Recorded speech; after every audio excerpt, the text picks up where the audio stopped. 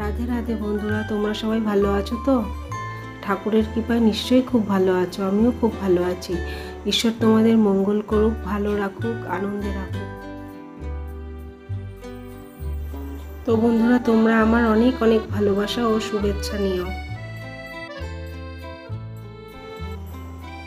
ঈশ্বরের কৃপায় তো আমরা একে অপরকে ভালোবাসতে পারি বলো, কিন্তু সেই ঠাকুর ঘরই আমি তোমাদের দেখাতে পারিনি এতদিন, মনেই ছিল না আমার।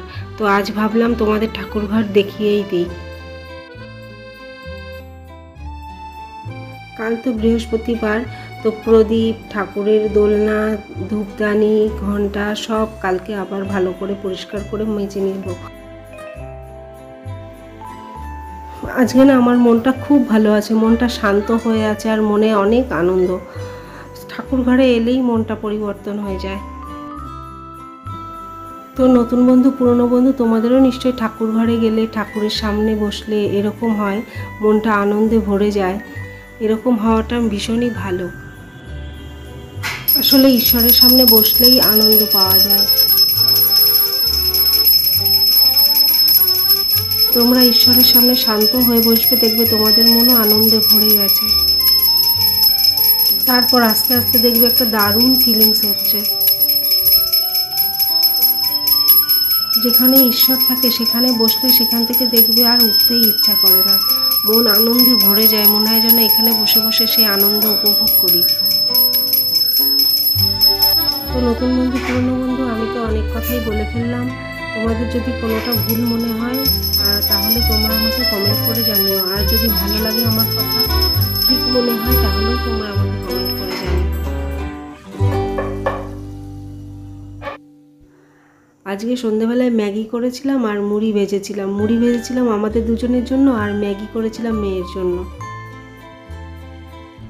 কিন্তু রান্নাঘর পরিষ্কার করা হয়নি। রান্নাঘরে ম্যাগি করেছি, ম্যাগির প্যাকেটগুলো ছড়ানো রয়েছে, বাসনগুলো গোছাতে হবে, বাসনগুলো রয়েছে।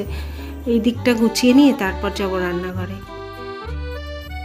আজ আর কোনো ঘরের ফার্নিচারই মুছবো না, সব গুছিয়ে রাখবো। মেয়ে আজকে আমার ঘরে পড়তে বসেছে, তো সেই জন্য ভাবলাম আগে মেয়ের ঘর গুছিয়ে দিই। তো পড়তে বসেছে মানে অনেকক্ষণই বসে থাকবে, আমার ততক্ষণে ভিডিও করা হয়ে যাবে, কিন্তু আমার ঘর আর আজকে দেখানো হবে না। তো সেই জন্য চলে এলাম রান্নাঘরে। গ্যাস সেরকম নোংরা হয়নি, তবুও রান্নাঘরটা ছড়ানো ছিটানো ছিল, সেগুলো গোছাতে হলো।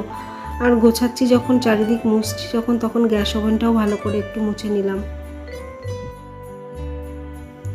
তো বন্ধুরা, বেসিনে একটা কড়াই আছে, যে কড়াইটা মেজে নিচ্ছি।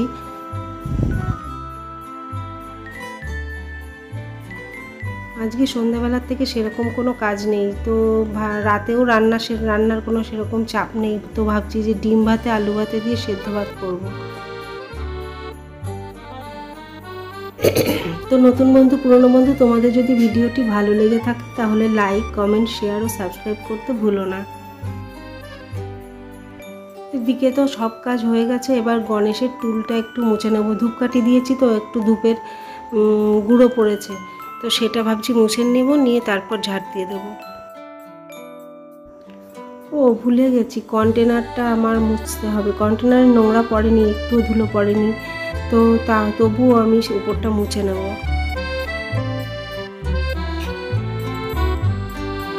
চেয়ারে না সেরকম নোংরা পড়েই না, তো সেই জন্য ভাবছি চেয়ারগুলো আজকে আর মুছবো না, কালকেই তো মুছেছি।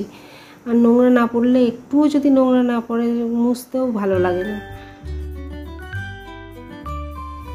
কি তোমরা আমার সাথে একমত তো? একটুও যদি নোংরা না পড়ে তাহলে কি মুছতে ভালো লাগে? তাহলে কি গোছাতে ভালো লাগে? এলোমেলোই যদি না হয় তাহলে গোছানোর কি মানে থাকলো? সেই জন্য মেয়ে যখন এলোমেলো করে, সোফায় বসে সোফা ধামসে দেয়, তখন আমি আর মেয়েকে কিছু বলি না। কেন বলি না? মেয়ে কেন, কেউ বসলে, কোনো বাচ্চা এসে যদি বসে, তবুও আমি তাকে কিছু বলি না। ঘর এলোমেলো করা তো বাচ্চাদের স্বভাবে, এটা তো থাকবেই, আর এটা না হলে ভালোও লাগে না।